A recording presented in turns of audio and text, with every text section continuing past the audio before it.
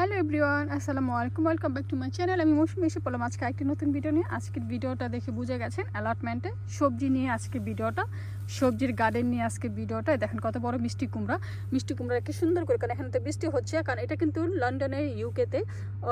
তো এখানে আমাদের লন্ডনের ওয়েদার সবসময় খুব খারাপ থাকে, তো এখন বৃষ্টি বাদল, এই জন্য নিচে একটি দিয়ে রেখেছে।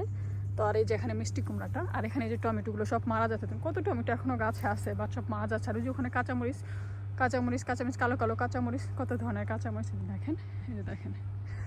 তারপরে এখানে সিম গাছ ছিল, মানে অনেক কিছু ছিল। এখন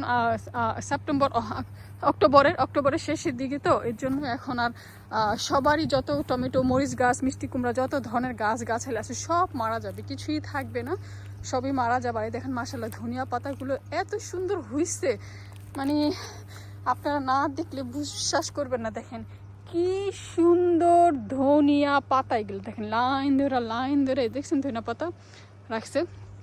যে আমার যে বোনটা এই গার্ডেন, মানে এই অ্যালটমেন্টে জমি চাষাবাদ করে, ওর আবার এনার্জি আছে, হাজব্যান্ড ওয়াইফ দুজনই মাশাআল্লাহ অনেক এনার্জি। ওরা এগুলো করতে পছন্দ করে, আমিও করতে খুব পছন্দ করি, কিন্তু আমার জামাই পছন্দ করে না।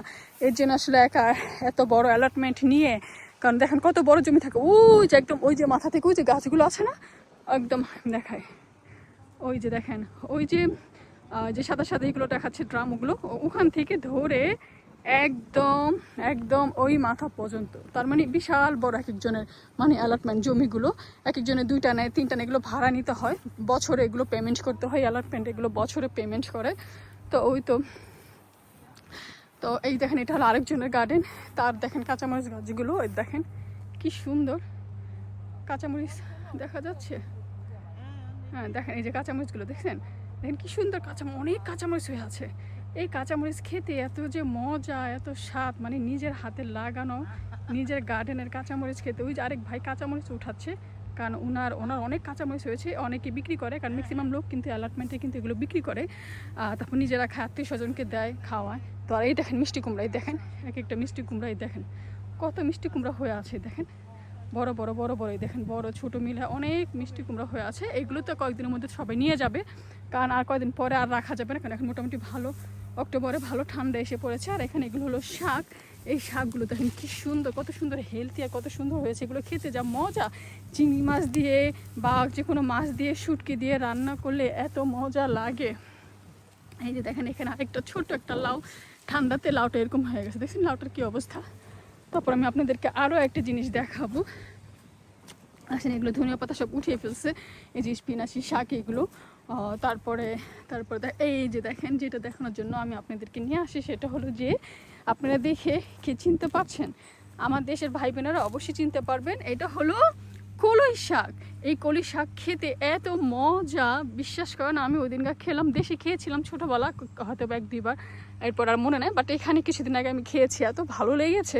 দেখেন কি সুন্দর, মানে মানুষ চাইলে আসলে সবই হলো মানুষের উপর, মানুষ ডিপেন্ড করে কে কীরকম। আপনি যদি চান আপনি অসাধ্যকে সাধ্য করতে পারবেন, যদি এনার্জি থাকে, সাহস থাকে, বল থাকে। তো যাদের আছে তারাই কলই শাকটা, কিন্তু কেউ সহজে বিদেশের বাড়ি থেকে কলই শাক করে না, ধনিয়া পাতা বা অন্য সব ধরনের শাকসবজি করে, কিন্তু কলই শাকটা ডিফিকাল্ট, সে কলই শাকটাও করে ফেলছে। আর এই যে এখানে দেখেন মাচাঙে, দেখছেন মাচাঙের ভিতরে কিন্তু একটা মিষ্টি কুমড়া ঝুলে আছে, এটাকে আবার সুন্দর করে বেঁধে রাখছে, কারণ এটাকে পাকাবে, এটা পাকলে পর আবার পাকা মিষ্টি কুমড়া কিন্তু খেতে ডিফারেন্ট মজা। তারপর এখানে হেঁচি শাক, মানে দেশি হেঁচি শাক, অ্যালমসা শাক, এখানে কচু শাকগুলো উঠায় নেওয়া হয়েছে।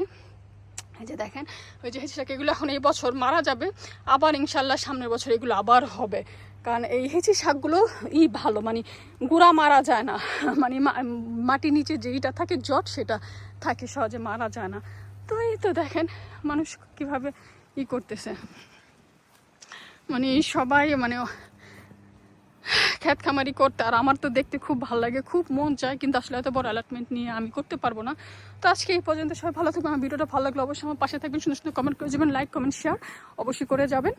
আমাকে প্লিজ ভালোবাসা দেন, আপনারা সবাই আমার পাশে থাকেন, আপনাদের কাছে এতটুকুই দোয়া আমি করি, মানে এটি চাই। আজকে এই পর্যন্ত, থ্যাংক ইউ, আল্লাহ হাফেজ, আসসালামু আলাইকুম, thank you for watching my video.